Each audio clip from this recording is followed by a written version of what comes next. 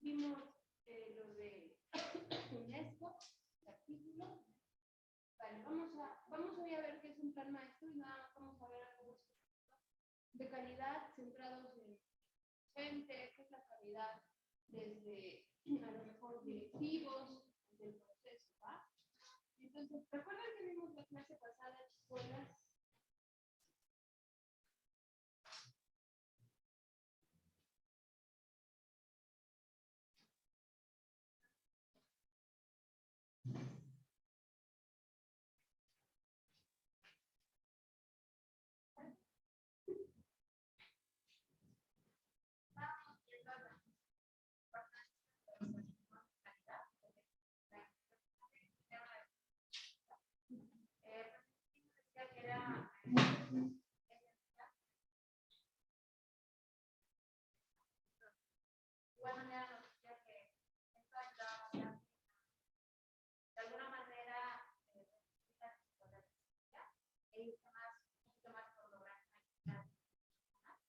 En los diferentes ámbitos o las diferentes oportunidades. También veíamos que la desinformación con la mucha calidad educativa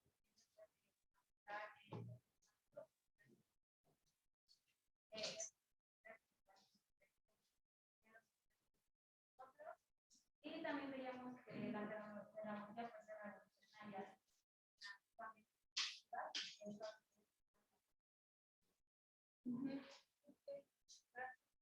Es correcto todo. Si nos damos cuenta, la calidad, bueno, la educación cambia mucho del entorno que vive cualquier persona. O sea, cambia su entorno en cuanto a salud, cambia su entorno en cuanto a... Es decir, el impacto de la educación es muy grande y ese ciclo de la pobreza del que hablas también es cierto.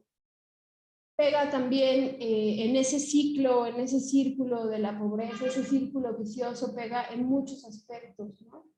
En equilibrio emocional, personal, en seguridad, en estructuras sociales, porque obviamente ese círculo de la pobreza, ese círculo vicioso, pues trae más de lo mismo, ¿no? Trae más delincuencia, más inseguridad, más de todo eso, más riesgo para las personas. Si ustedes se ponen a analizar qué tan vulnerable es la gente que menos tiene, y es vulnerable en muchos sentidos, porque es vulnerable desde el hecho en el que alguien puede manipularlo fácilmente, y es fácilmente manipulable. Mucha gente desde ese círculo o desde ese ciclo de la pobreza vive muchas situaciones pues muy, muy trágicas.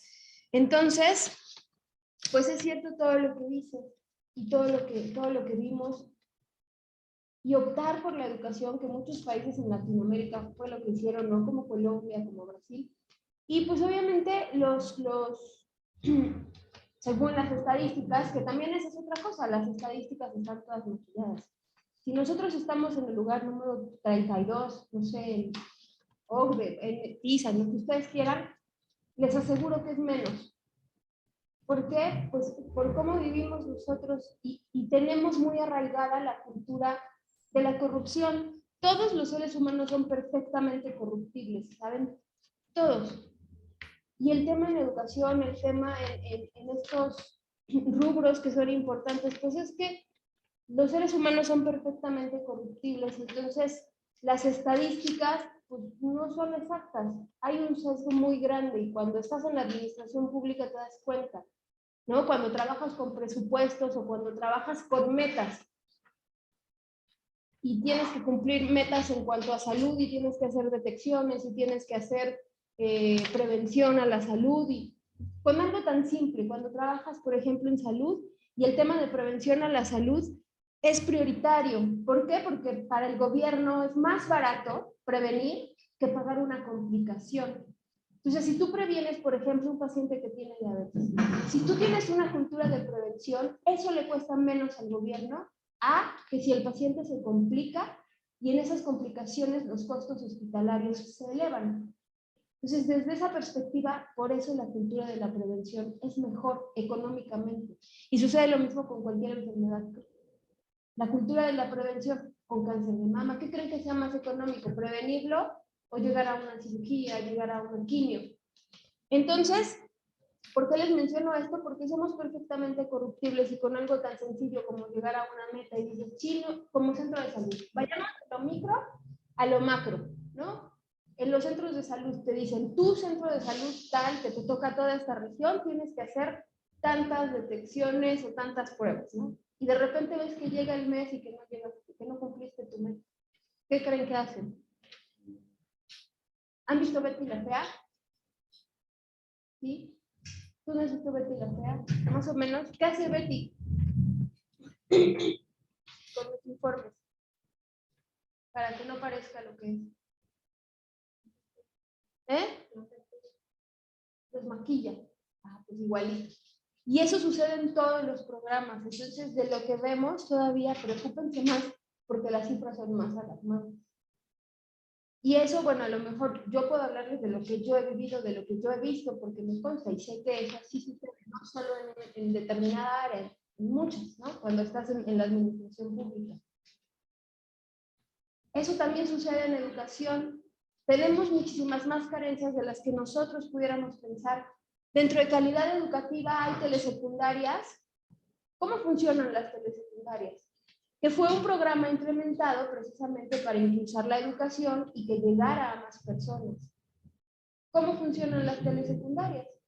Es una tele, porque a lo mejor hay zonas donde el acceso es complicado, donde a lo mejor no hay tantos docentes, entonces un docente es el que está a cargo de esa telesecundaria, a lo mejor van chicos de diferentes zonas, y en la telesecundaria funcionas por la señal que te llega, y esa señal llega a la tele, y todos los chicos deben de tener los libros, y deben ir avanzando conforme a lo que se les proyecta, y hay telesecundarias, y también les hablo de lo que yo sé, no tenían luz. Y entonces, ¿cómo? Esas son las carencias, eso es la calidad educativa que hay en nuestro país. Y no podemos quedarnos solo con lo que a mí me toca hacer. Si solo me quedo con lo que me toca hacer, es decir, yo siempre les digo y les voy a volver a decir, al sistema dale lo que te pide y a tus alumnos dale lo que necesitan. Pero no te puedes quedar como con el maestro de inglés que les conté, que decía, oye, pero tú sí ya tienes horas, eres maestro de inglés, ¿qué vas a hacer? Pues ay, a ver qué sale. No, o sea, no, métete a clases y no puedes quedarte así. Si un maestro en una telesecundaria no tiene luz, ¿qué hace? Luego me decía el mismo maestro compañero que trabajaba en la telesecundaria que antes funcionaban con unas antenas. Dice, pero pues es que la antena, pues ahí veías el cable y luego no hay con dónde lo conecto.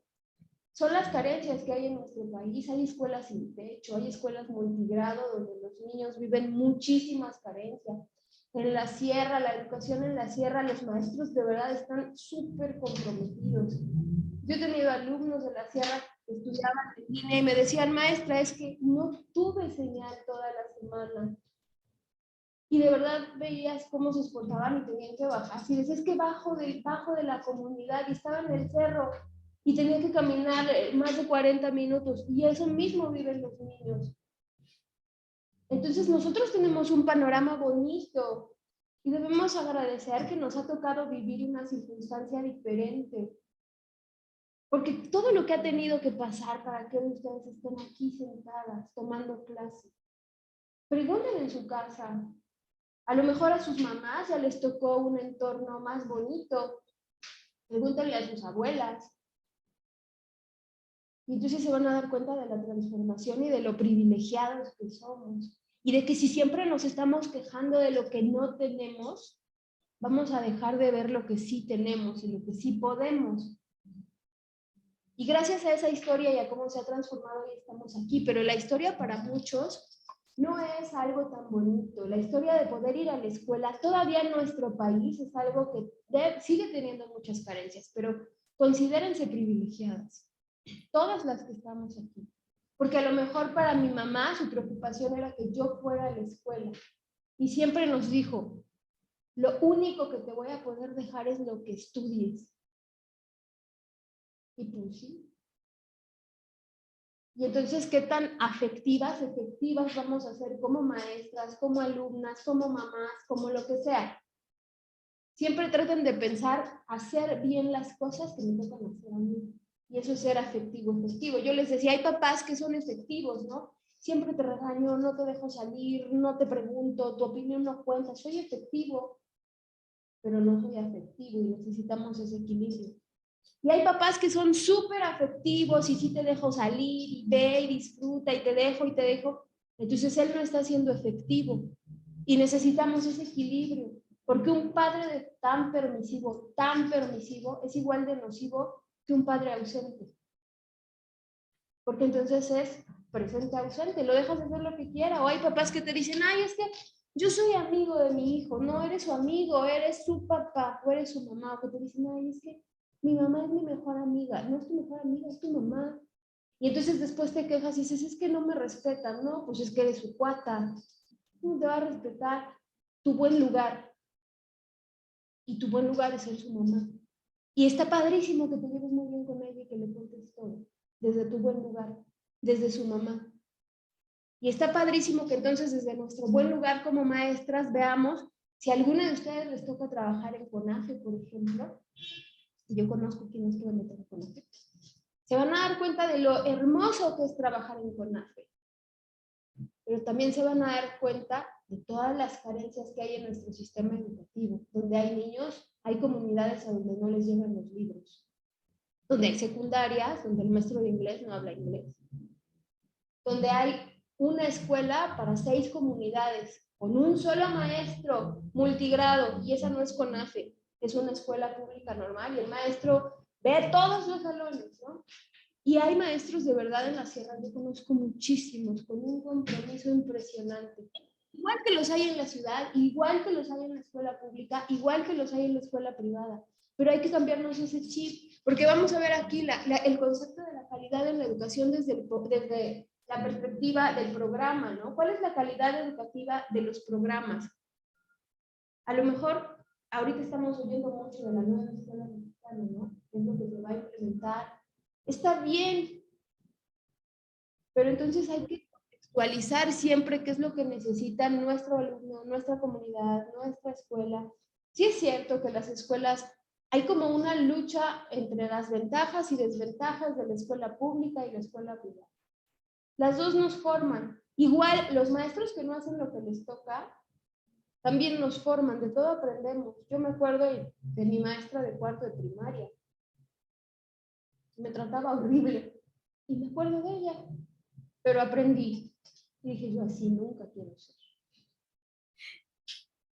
De todo aprendemos. Ya está en nosotros decir, yo quiero que mi alumno aprenda desde el otro lado. Y quiero que se acuerde y quiero entonces yo hacerme consciente, cambiar la conciencia. Los seres humanos sí cambiamos. El concepto de calidad en la educación es un concepto complejo y totalizante, ¿no? O sea, todo lo que debe englobar, pero es complejo. ¿Por qué es complejo? Por lo que estamos hablando aquí. ¿Por qué? Porque los docentes no están... Sería maravilloso que saliendo de aquí tuviéramos todo lo que necesitamos ser para ser docentes. Pero la realidad es que no es así, yo se los compartía.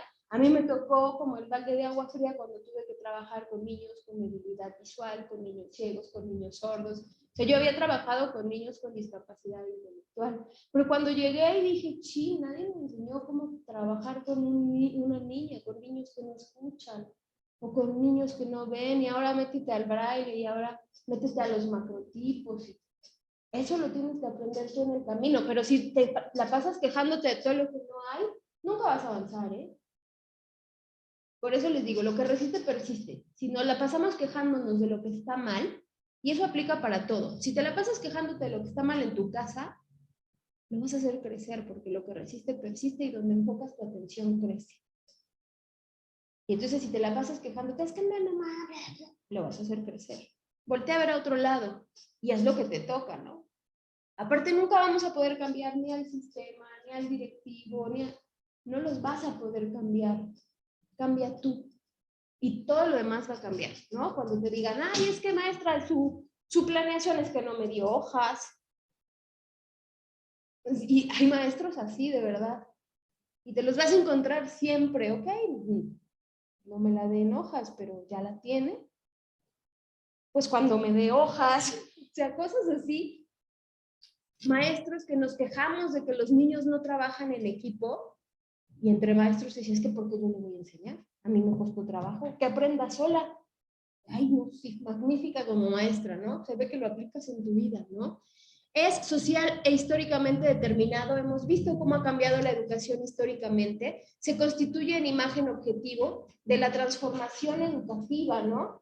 Todos esos objetivos, esa percepción, esa concepción que tenemos de la educación de calidad, es un patrón de la eficiencia del servicio y sirve para orientarnos, para decirnos para dónde vamos a ir, para tomar decisiones. Obviamente que nosotros optemos para la calidad educativa es un trabajo que debe empezar en mí.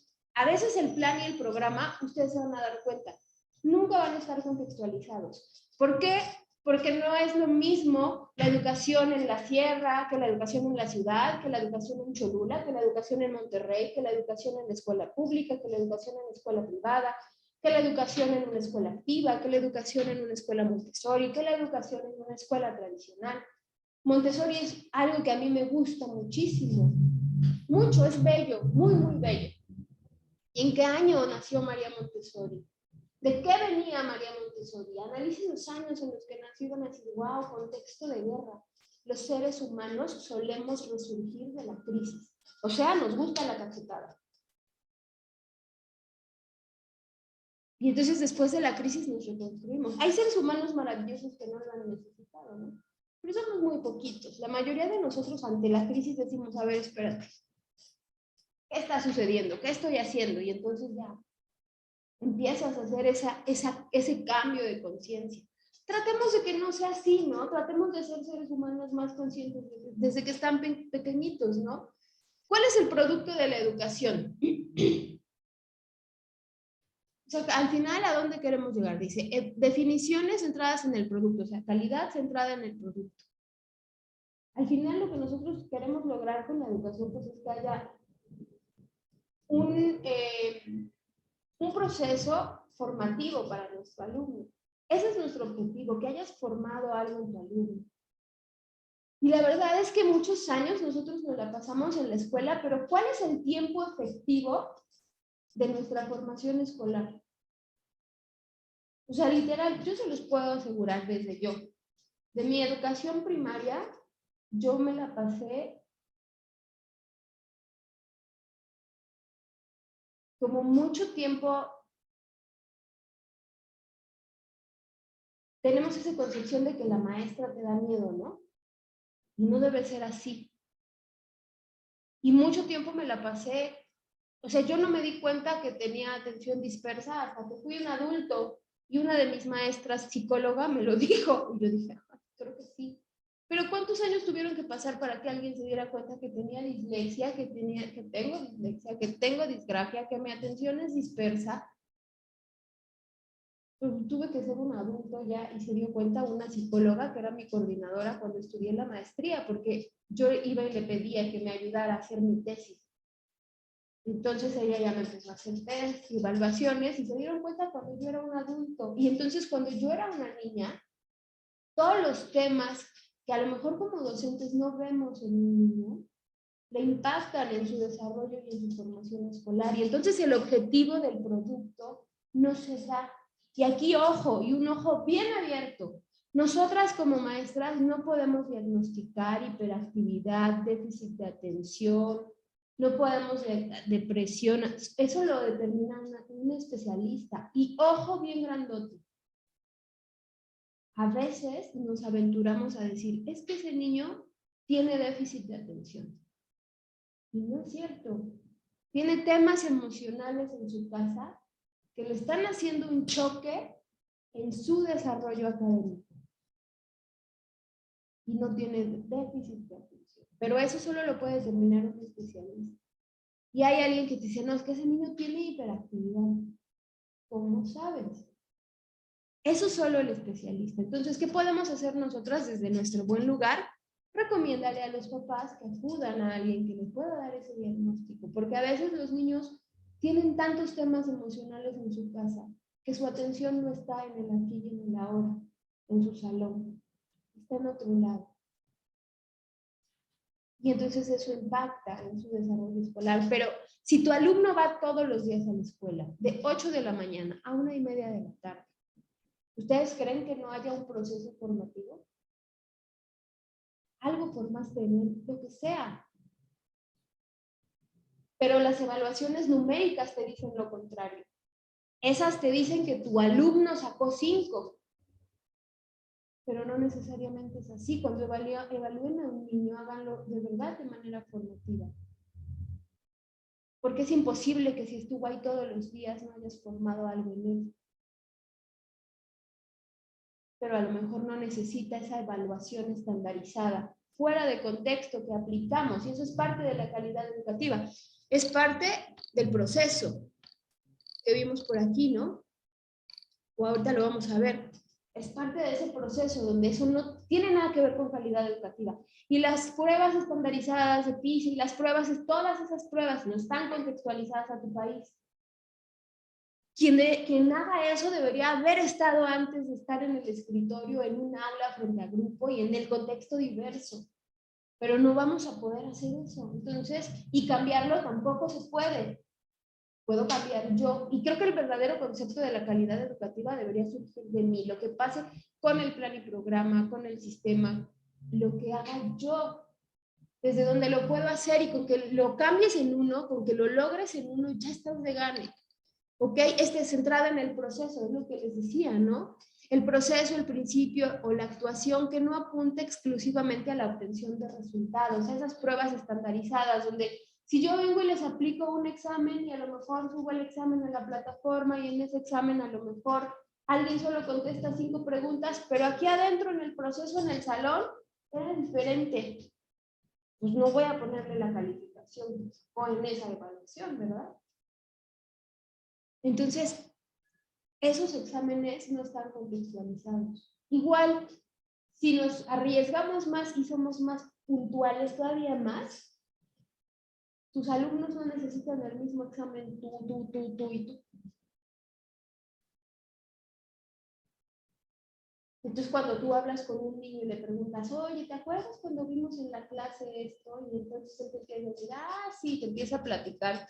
Y dices, pues sí tiene proceso formativo, solo que a él le cuesta trabajo sentarse y escribir en qué año sucedió que el plan de Ayala o el plan de Ayutla o el plan de Dios mío, no lo sé. Y los niños de verdad se angustian y después lo que yo les decía, es que no sé por qué mi hija se estresa tanto. No sé por qué mi hija es tan aprensiva. Pues no nació aprensiva, ¿eh? Nos vamos formando nosotros. Como adultos, somos los que vamos haciendo eso. Entonces, la calidad centrada en el proceso busca que no apuntemos solo a esos resultados de cuánto sacó el niño, sino de cuánto formamos, ¿no? Por eso dice aquí, obtención de resultados inmediatos o finales, sino fundamentalmente en un modo de ir haciendo poco a poco las cosas para alcanzar mejores resultados posibles, para tener un orden en lo que nos demandan las posibilidades y limitaciones reales que tienen. Siempre acuérdense, contextualizar. Contextualizar es importante. Hay niños, de verdad, yo conocía la historia de una niña que nunca iba a la escuela. La veía sus apuntes y obviamente se imaginan las lagunas que tiene hoy que esa niña ya es un adulto que va en la universidad. Es un entorno un poco fuerte, ¿no? Una niña que es de la sierra, pero su mamá no la puede tener y literal la regala. Entonces alguien la adopta, pero esa persona que la adopta a lo mejor ya no está tan joven, ya no es tan jovial, ya no tiene mucha energía. Y entonces, pues la niña le demanda muchas cosas a esta persona que la adopta, y esta persona que la adopta a lo mejor no dimensiona lo que es tener a un niño. Y entonces la niña nunca va a la escuela, tiene poca higiene personal, le satisfacen comprándole y comprándole y comprándole cosas. Tiene muchos temas emocionales porque está comprobado, la neurociencia nos dice que desde que estamos en la pancita ya se están formando cosas en nosotros, ¿no? Lazos afectivos. Entonces, esos temas de, pues o aparte la niña no sabe eso, bueno, ya ahorita su mamá adoptiva ya no vive, pero todo lo que no formamos en la primera infancia, difícilmente lo vamos a formar cuando somos adultos. Si tú no le creaste el hábito de la puntualidad, porque sí, sé que en la escuela, sé que nos quejamos mucho del conductismo, ¿sí o no nos quejamos del conductismo? Pero las sociedades son conductistas, sí o sí. Entonces, del conductismo toma lo que te sirve, porque no, el conductismo no. No, el conductismo claro que sirve. Toma lo que te sirve del conductismo. ¿Por qué? Porque la sociedad es conductista. Te pasas un alto, te ponen una multa. Cometes un delito, te meten a la cárcel. ¿Eso es conductista? Pues sí. Entonces, dile a un niño que no vas a crearlo en un entorno conductista cuando la sociedad en la que vive es conductista. Tomen lo que sirve y eso úsenlo para lo que les funcione. La calidad de la educación centrada en los profesores. ¿Qué le falta a la calidad en la educación centrada en los profesores, chicas? Desde lo que ustedes crean.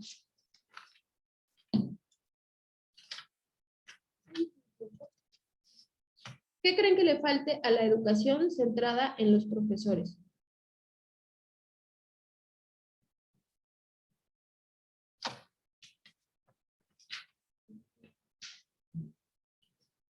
Yo digo que para empezar, hay profesores que no tienen ese compromiso, esa vocación, y para ser maestros es muy, muy importante que tengamos esa vocación. O sea, hay quienes renegábamos de ella, como yo, que no voy a ser nunca maestra, y que llevo desde que me acuerdo siendo maestra, y que aparte lo amo, o sea, amo lo que hago, amo mi trabajo, de verdad me encanta.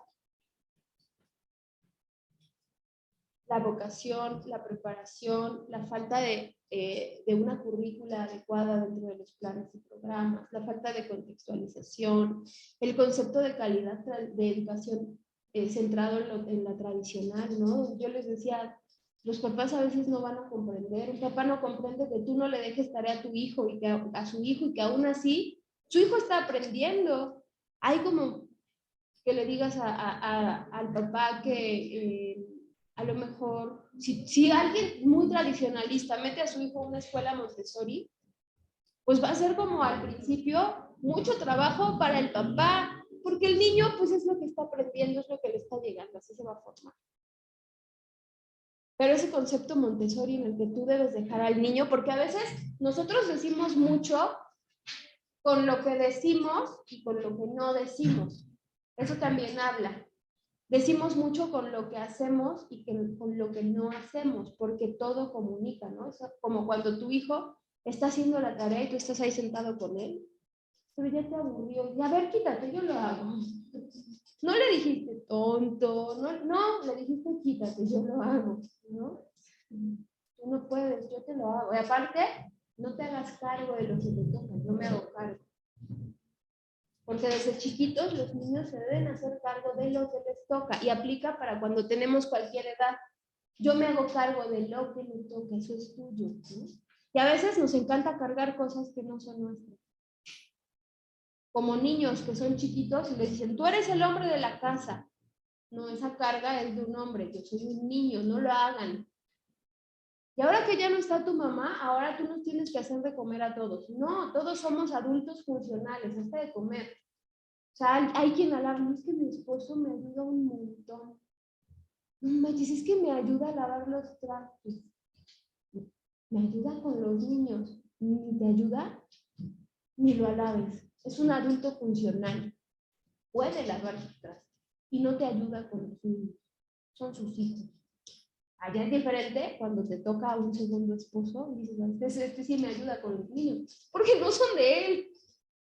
Pero eso es diferente. Pero el papá que te ayuda con tus hijos, no se asope, no te está ayudando, son sus hijos, eso le toca. No te ayuda a lavar la ropa, vive ahí contigo, le toca. Entonces estamos acostumbrados a eso, ¿no? Y esa parte de los roles que a veces yo les decía, ¿no? Biológicamente el rol de género a veces sí está muy determinado. En la primera formación de un niño, biológicamente, biológicamente sí nos toca esa parte de estar más pegadas con ellos. Biológicamente sí, ese rol de género en esa etapa de la vida sí está muy definido, ¿no? Pero a lo mejor si no te puede ayudar amamantando al niño, pero sí te puede ayudar en otras cosas. Y volvemos al mismo, no es ayuda, es su hijo, ¿no? Pero es parte como de cómo la calidad de la educación es desde nuestra casa, desde ese concepto que tenemos de que la maestra se para ahí y te escribe en el pizarrón y tú copias y copias y copias, ¿no? Y tú estás preocupado como niño por copiar todo, aunque ni le entiendas, ¿no? Pero estás copiando, copiando y ahí pasa friega y ni le entiendes, ¿no? Pero ya lo tienes en la libreta. Y así es como tenemos ese concepto los adultos de cómo debe ser la educación, porque la educación que me dieron a mí es igualita a la que le están dando a mis hijos, solo que yo fui al preescolar hace como más de 30 años. Y en el preescolar la educación es muy bonita, porque los niños juegan, cantan, marchan, y así debería de ser siempre. Y los adultos a veces cuando les pones dinámicas se sienten ridículos haciéndolo. Pero no pasa nada. Pues, ¿qué va a pasar? ¿Pero qué es? ¿Cómo los hemos ido formando? Esa autoestima que a lo mejor no les hemos ido, esa seguridad. ¿Ok? Entonces, centrada en el profesorado es que la calidad de la educación es un proceso constante. Si nosotras nos quedamos con que salí de la licenciatura y pues ya, siempre, hoy tenemos la posibilidad de ser autodidactas. Siempre está en busca y busca y busca, porque aparte, pues les va a traer beneficios para ustedes, ¿no? Pensar en cómo es diferente la educación. Hoy podemos ser autodidactas. Yo he tomado cursos gratis de lo que no se imaginan. Y hay cursos gratis de calidad educativa, de TICs, de organización o de dinámicas para grupos, y no cuesta nada. Digo, ay, si voy a perder 2 horas en el TikTok, o en el TikTok, pues mejor pierdo 2 horitas en algo más productivo, ¿no? Hay cursos de inteligencia emocional gratis, de coach, hay otros que te dicen, métete a mi clase gratis, ¿no? Y ya después te dicen, y te damos un súper descuento para el curso. No, pero de verdad hay cursos gratis. Y antes eso no había. Y a veces te dicen, no, es que de verdad hoy el que no estudia es porque no quiere. Sí, en la gran mayoría de las personas. Pero hay un grupo muy vulnerable que no aplica eso. De verdad hay un grupo muy vulnerable. Y lo vimos con la pandemia, donde la solución fue que tomaran clases en línea. Y había gente que se tenía que ir al Zocalito, o que, a donde hubiera, y los niños estaban en la banquita, o la mamá, había una mamá que vendía tamales, que se llevaba a sus hijos a que captaran la red de Wi-Fi que estaba donde ella vendía tamales. Este maestro que les digo de la sierra, pues no tenían Wi-Fi. ¿Saben qué hizo él? Compró su modem y para las casitas que pudiera llegar les compartía su internet, pero pues era muy chiquito, o sea, no llegaba, y aparte a veces no llegaba la señal, porque en las comunidades donde no hay internet pues les ponen antenas para que repliquen, pero eso es carísimo. O sea, literal, en la sierra pues eso no hay. Entonces el maestro iba en las tardes a las casas de las mamás que tenían WhatsApp y les explicaba, ¿no? Y hay mamás, a mí me tocó conocer a una mamá que ya no sabía leer y escribir, solo había estudiado hasta segundo de primaria. Entonces le ayudaba a su hijo en la tarea, pero cuando su hijo ya llegó a grados superiores, pues ella ya no le podía ayudar, ya no sabía. Ese es el contexto que viven muchos de nuestros niños. De verdad, en nuestro país hay comunidades muy, muy, muy vulnerables, donde calidad en educación es de verdad una tragedia. Entonces, centrado en el profesorado, promover que tus alumnos busquen su aprendizaje. Los niños son, antes decían que son una esponjita, yo les he dicho, me los imagino como un arbolito de Navidad.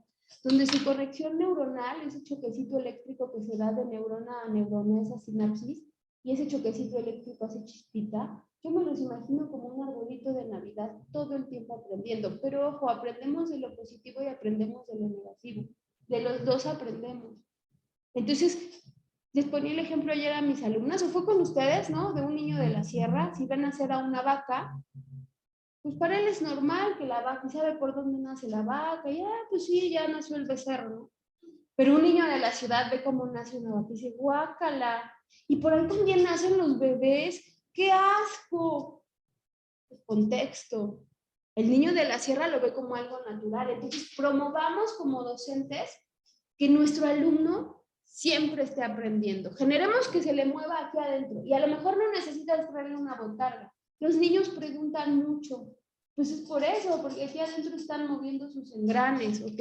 Entonces, esta es la definición de la calidad centrada en los profesores, centrada en el alumno. Hay veces en que nosotros adoctrinamos a nuestros alumnos y es como el video de creatividad de la flor. ¿Ya han visto ese video de creatividad de la flor? No, lo vemos si quieren la siguiente clase. Donde la niña llega al preescolar por primera vez es su primer día en la escuela, su primer día en el preescolar, y entonces llega y el maestro dice, vamos a dibujar. Y la niña empieza a imaginar y dice, sí, voy a dibujar, y empieza a dibujar. Y dice, hey, no te he dicho que vamos a dibujar, espérate, ¿no? Y la niña dice, vamos a dibujar una flor, ¿no? Y la niña dice, sí, voy a dibujar una flor, y la empieza a dibujar con los pétalos triangulares, y la empieza a dibujar de color azul, y el maestro le dice, hey, espérate, así no son las flores, y le pone una flor ahí, ya la hace como él quiere. Y después cambian a la niña de escuela a una escuela más activa, y llega la niña al salón y se encuentra con una nueva maestra, y le dice la maestra, pasa, o sea, la niña llega y se queda parada así en la puerta, ¿no? O sea, no, pasa, entra. Y le dice la maestra, pasa, hoy, y le dice, ¿qué vamos a hacer? Y la maestra dice, lo que tú quieras. Y la dice, todos los niños están haciendo lo que quieren, pero la niña ya está adoctrinada y le dice, ¿puedo dibujar? Y le dice, sí, ¿qué quieres dibujar? ¿Puedo dibujar una flor? Y le dice, sí, y la niña se sienta y se espera. ¿Por qué no empiezas? ¿Por qué no me ha dicho que puedo empezar? Empieza. Y empieza a dibujar y empieza a dibujar la flor, como se le había enseñado el otro maestro que la adoctrinó. Eso hacemos con nuestros alumnos. Entonces no los adoctrinemos. Centrada en el alumno es que él busque siempre estar cambiando. Que ustedes se den cuenta que aparte todos siempre somos alumnos. Y todos siempre somos maestros. Y a veces los niños nos enseñan cosas que dices, oh, sí es cierto, ¿no? También hay un video, se los voy a subir a la plataforma, donde alguien habla de su experiencia y dice que los niños de verdad tienen ese pensamiento crítico súper desarrollado, pero que nosotros los adoctrinamos. Eso es coartarlos, ¿no? Donde él empieza a hablarles y empieza a hablar con un niño y le pone una pera, le pone un melocotón y le pone una naranja y le dice, ¿cuántas frutas ves ahí? Y el niño le dice, 3. ¿No? Y lo que él quería que le dijeran, no, esta es una pera, este es un melocotón y esta es una naranja. Y entonces después cuando al niño le dicen que sumara las frutas que había ahí, y había diferentes frutas en la suma, pero había a lo mejor una pera, un melón, una manzana, más una naranja, una fresa y una papaya, y tenía que sumarlas. El niño, en lugar de sumar, no sé si eran 3 y 3, y sumar 6, pues le salió mal el resultado. ¿Por qué? Porque alguien lo adoctrinó y le dijo, no, es una pera, un melocotón y una naranja. Y cuando el pensamiento crítico de los niños es correcto, solo nosotros se los vamos facilitando. Un niño cree que puede volar, pues tan es así, mi papá creía que podía volar y se aventó de la azotea, porque estaba jugando a Superman, ¿no? Pero entonces nosotros somos esos facilitadores, esos mediadores, que les vamos enseñando. Un niño a veces no distingue entre la ficción y la realidad, porque obviamente en sus procesos de desarrollo eso va cimentándose posteriormente, ¿no? Esa abstracción, esa comprensión. Entonces, centrada en los alumnos es que nosotros hagamos que ellos vayan generando su propio conocimiento, que ellos vayan buscando sus propios aprendizajes. Dice, el esfuerzo para mejorar la calidad de la educación tiene como últimos destinatarios a los alumnos. Pero ojo, aquí tu alumno debe ser el principal actor. Son ellos, ya se nos va a acabar la hora, son ellos quienes obviamente van a estar en el centro de esta actuación, y la posibilidad de que aprendan más y mejor, de que aprendan a aprender de sí mismos, de que desarrollen el gusto por el estudio, el deseo de saber más y de que alcancen progresivamente una madurez importantísimo, personal, social y moral. Hay veces en que decimos, ay, es que tienes baja autoestima, ya habíamos hablado de la autoestima aquí, no existe la baja autoestima, existe la autoestima, o la tienes o no la tienes, no es como decíamos, es que no estás un poquito embarazada, o estás embarazada o no estás embarazada. Entonces, autoestima es autoestima. No hay baja autoestima ni alta autoestima, hay autoestima. Entonces, fortalezcamos la autoestima de nuestros niños. Porque si tienes baja autoestima, si tienes poquita autoestima, es como cuando tienes poquita gasolina, pero tienes, ¿no? O hay o no hay, igual con la moral. No hay la doble moral, ¿eh? Hay la moral. A la otra la podemos llamar de otra forma, hipocresía, moralina, pero no hay doble moral. O eres moral o no lo eres.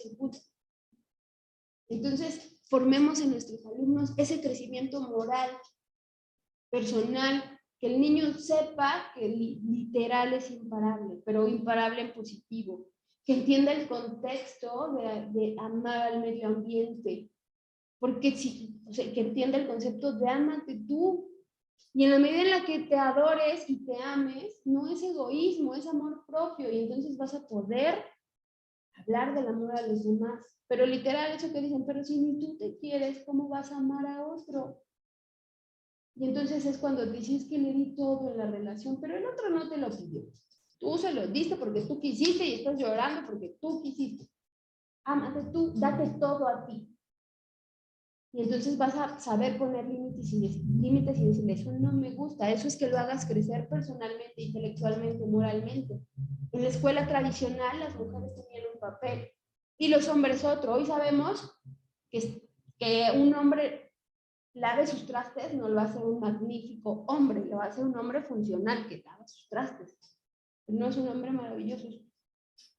Las mujeres lavamos trastes diario, ¿no? Y no somos espectaculares por eso, ¿no? Entonces, que vayas generando esos pensamientos críticos con tus niños y que a las niñas también, y que si te toca trabajar en la sierra, tú sepas decirle a las niñas y orientarlas para que ellas puedan más, para que de verdad hay comunidades, como decíamos en alguna clase, todavía venden a las niñas.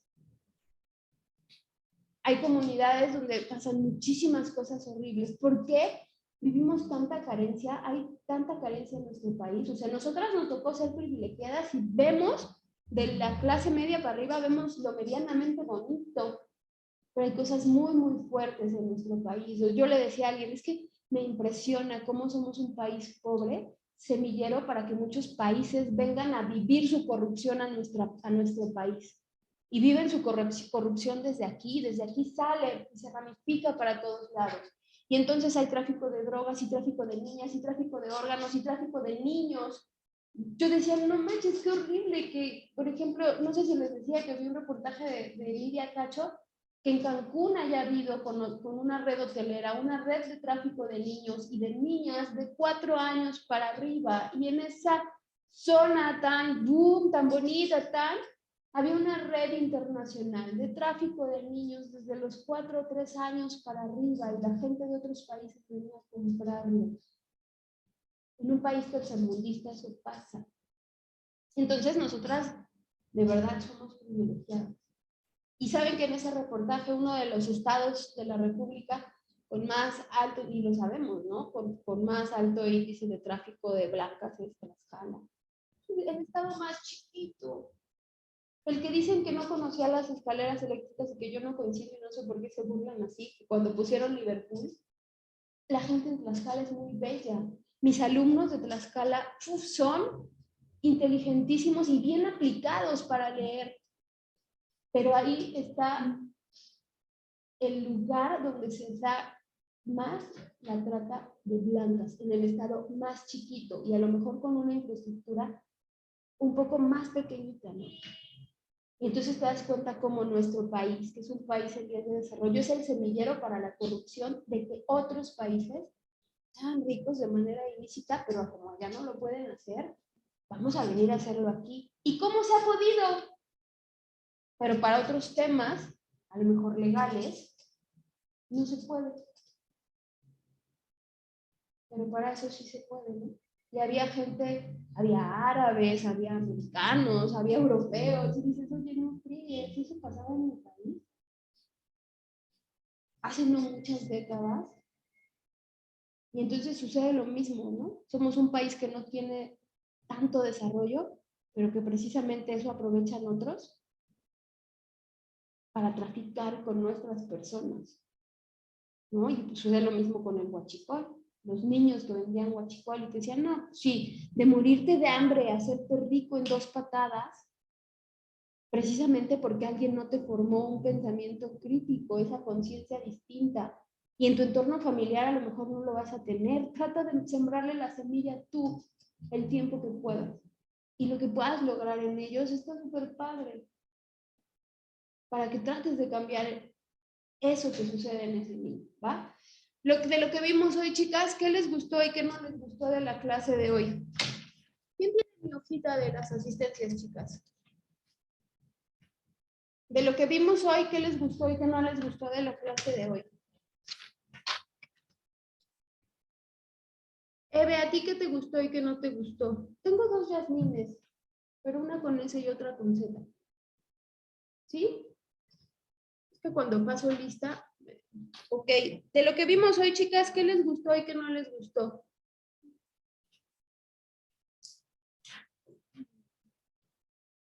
Espero que no se aburran mucho. Yesenia Flores. ¿Quién empieza? Es importante, como mencionaba, que los docentes tengan esa vocación de servicio con su carrera. Y es importante también que sean conscientes que deben ir más allá de la educación tradicional y más allá de solamente transmitir conocimientos teóricos sobre ciertas materias, sino ir más allá y ayudar a los alumnos a desarrollar sus habilidades, tanto personales, académicas como sociales, y que de igual manera los ayuden a que se formen a través de los valores y pues no dejar solamente que sea la educación en base a los alumnos, sino también en base a incluir o involucrar a los padres y familias. La educación, como lo hemos dicho, aquí en su casa y pues en la escuela simplemente se puede. Sí, y aparte de algo importante, no le puedes pedir a tu alumno lo que tú no tienes. Pero así de incongruentes somos y le dices, ay, es que este niño no sabe trabajar en equipo. Y se la pasa molestando a sus compañeros y no sabe apoyarlos. Ah, ¿y tú cómo eres en tu casa? ¿Va? Ok, ¿quién más? ¿Quién sigue? Chicas que están en línea, lo pueden poner en el chat y yo lo leo. Va. ¿Quién va primero?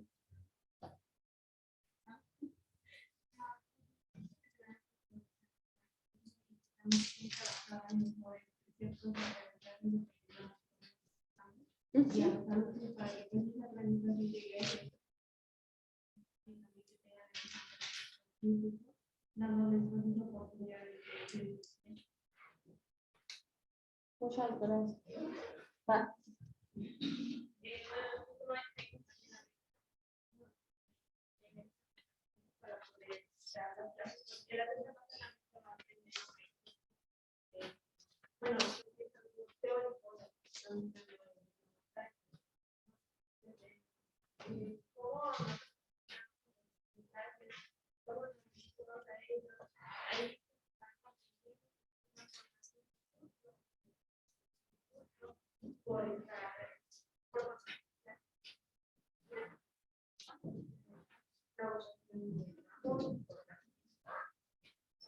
¿Quién sigue? Va. Yo estaba entendiendo que esta materia está ayudando como a buscar solución al problema. No simplemente no tengo la planeación porque estoy con hojas. Y resolver, no nos van a planeación o hojas, nosotros vamos a buscar. Ok, sí, siempre en el gobierno, ¿ustedes creen que a corto plazo va a realizar un cambio? O sea, sería padrísimo pensar que sí, pero pues es como históricamente cambiar muchos temas que no se puede, ¿no? Yesenia dice, lo que me gustó fue que ya cambió la educación de cómo era antes, ya que ahora ya tiene más conocimientos acerca de los temas. Hay un montón de videos de neurociencia, búsquenlos, ¿no? Porque de verdad les van a cambiar el panorama de lo que pasa desde que un niño está dentro de la panza y cómo eso empieza a generar cosas que lo van a fortalecer ya cuando esté aquí y en el ahora, ¿no? Cómo es, hay quienes dicen incluso que desde el momento de la concepción es como importante, ya lo habíamos comentado aquí y si no fue en otro salón, ¿no? Tiene tanto peso en nosotras, incluso si fuimos planeadas, si no fuimos planeadas, si fuimos deseadas, si fuimos no deseadas, que ojo, la mayoría de la Organización Mundial de la Salud nos dice que el 90% de los seres humanos no fuimos planeados. Yo como soy la del medio sí fui. No es cierto. Pero el 90% de los seres humanos no somos planeados. Pero ojo, no importa si no fuiste planeado, pero muy deseado. Eso es diferente, pero hay niños a los que les toca ser ni planeados ni deseados. Y entonces también entender, ¿no? Que nuestros padres hicieron lo que pudieron con lo que tenían en ese momento y que en ellos también actúa su herida, ¿no? Yo me peleaba mucho con mi mamá, es que mi mamá es muy controladora, mi mamá. Sí, actúa desde su herida, del abandono. Pues para que no la dejen, quiere controlar todo, ¿no? Pero, ¿cómo lo aprendí? Pues como aprende la mayoría de la gente, con la cachetada que te da la vida. Entonces, hagan lo que les toca desde su buen lugar. Comprendan desde dónde la persona actúa así. No es que esa señora, mi vecina, es horrible y siempre me grita, nadie te puede dar lo que no tiene. Y si solo tiene amargura, eso te va a dar, pero no te lo compres. La gente no te ofende, la gente no te grita. La gente grita y tú te la compras. Si te grita, ay, pinche vieja, ¿verdad? Y quién sabe a quién le gritará. No nos compremos las cosas. La gente no te insulta, la gente insulta. Y ya tú dices, es que me dijo. No, ella solo dijo, tú no te la compres, síguele, va. No te pueden dar lo que no tienen. Tú llénate de otra cosa. Para que eso le des a tus alumnos. ¿Va? ¿Quién sigue? El impacto de las acciones que se hacen que realicen como actividades creo que también puede como el impacto de trabajar por sí solos y no llegar como a todo lo que hace e incluso la responsabilidad que Eso es importante, aparte, o sea, creemos que evaluación formativa, no me toca, evaluación formativa, es que ya le estoy dando peso al examen y peso a la evaluación formativa. Ay, ¿y qué le dejó en la evaluación formativa? Que me copiara unas actividades del libro a la libreta. No, sí se nota mucho que le formó a su alumno. Porque copió, ¿no? Copió, hizo un resumen. Entonces le hacen un cuadro, evaluación formativa, y le resumen de la página tal a la página tal. Y si la tiene, le ponen un puntito. Ah, no, pues sí está bien. Es formativa porque ya no tiene un número. Es igual, eso no es una evaluación formativa. Y si tu alumno no tiene las actividades, no tiene el porcentaje de las actividades formativas y su hijo sacó 5. Sí, está bien, póngale sus 5. Y ya cuando ves es que no le entiendo nada. Y ves, ¿no? El resumen, lo que les decía, tiene lo mismo en la libreta que en el libro, pero nunca hizo un proceso de razonamiento. Y también hay muchas clases teóricas que nos pueden hacer razonar. Esta es una clase teórica y espero que no se aburran. Y si se aburren, me dicen, ¿no? Porque hay muchas cosas que aunque son teóricas, los puedes hacer conscientes. Eso hagan. Y hazlo consciente de todo su proceso, ¿ok? Va, ¿quién sigue? como docentes como tenemos. Y es cierto porque, por ejemplo, si a un docente le da una crítica sobre su trabajo durante la clase, no le puede decir al alumno que sus críticas de él las tome como bien, porque en mi caso he tenido docentes que si, por ejemplo, en una ocasión nos fuimos a criticar por su trato hacia nosotros, diciéndole porque, o sea, nos quitaba, aparte el salón era muy divertido, entonces también esa parte, ¿no? Que los alumnos no se prestaron a entender que el grupo principal era el problema, que hacía demasiado ruido, no prestaba atención, o sea, el profesor se la pasaba hablando y los compañeros estaban, ya platicando. Exactamente. Entonces, pues obviamente el docente en este caso llegó, explotó, y incluso el director tuvo que intervenir por lo mismo. Entonces, en esa parte, con esto lo que usted dice, ¿no? O sea, no lo voy a pedir a mi alumno, haz esto, si yo no lo puedo hacer, no lo acepto. Entonces, siento que esta parte principalmente va entre conocer el contexto de por qué está pasando esto, por qué está sucediendo. Como usted dijo, ¿no? Pues hay demasiados niños que no pueden tener, por ejemplo, en tiempos de pandemia, ¿no? Tomar sus clases, buscar soluciones, que ambos agarren y ambos tengan el mismo interés en esa parte. Entonces, siento que es como que lo principal que puedo tomar clases. Sí, claro. Y sí, traten de que o sea, tratemos de ser congruentes nosotras, ¿no? De que lo que yo digo sea congruente con lo que yo hago y con lo que yo siento, porque a veces que decimos, es que tenemos que ser buenas personas, ¿no? Entonces vas con alguien, es que tengo que ser buena persona, y oye, soy buena persona, pero te cae mal. Soy buena persona, sí soy. La ves y dices, es que estoy, sí, lo que dije y lo que hice es congruente, ¿no? Pero te cae mal, no estás siendo congruente con lo que sientes. También se vale que alguien no te cae mal, solo entiende que eso no es de él, es tuyo. Trabájalo en ti. Entonces ya después a mí me caía mal una compañera porque era muy chismosa, yo decía, que me cae mal. Y literal, o sea, nunca fue mi amiga porque había algo que entre ella y ya no vibrábamos, pero después lo trabajé y el proceso era que en mi familia, mis tías, mi mamá son chismosas, ¿no? Y entonces eso me pegaba. Pero hasta que dije, es que no es Diana, no es Diana, no es Diana, soy yo. Y, hola Diana, y ya no pasaba nada.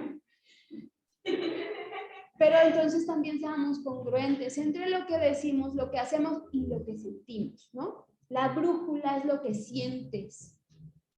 Si cuando tú estás en una relación y algo sientes, esa es tu brújula. Hazte caso. Entonces, dijeron por ahí, conecta el cerebro con la boca y con la emoción. Lo que dices, lo que sientes y lo que piensas. No pidamos trabajo en equipo si no sabemos trabajar en equipo. Si tú le dices, ay, no, ¿yo por qué le voy a enseñar mi planeación? Si yo la hice, oye, pero es que no tiene ni idea, ¿no? Ay, no, y el otro, ¿no? Niños no hacen la tarea, pero tu compañera cuando te presta la planeación la haces igual. ¿No? No, es que no es posible que mis alumnos sean unos holgazanes. No, pero tú le copiaste la planeación a tu compañera que no te la quería prestar porque a ella le costó trabajo y no te la quería compartir. Los adultos somos así, pero le pedimos a los niños, préstale tu sacapunta, ¿no? O las mamás, ¿no? No fumes, que te hace daño. Pues tú apaga tu cigarro, sé congruente. Entonces, eso, chicas. Muchas gracias. Nos vemos el lunes. Les voy a subir un video a la plataforma, ¿va? Y nada más de tarea va a ser que lo veamos, pero no se los voy a subir hoy. Y les voy a poner, este es el video que tenían que ver, para que sepan cuál es, ¿va? Y se los voy a poner en semana 2, ¿vale? Lo voy a buscar porque lo tengo aquí como, pero lo voy a buscar, tengo que buscarlo y ver cuál es, para que lo vean y lo comentemos. ¿Sale, chicas? Muchas gracias, sean muy felices. Gracias, Lucero y Yesenia.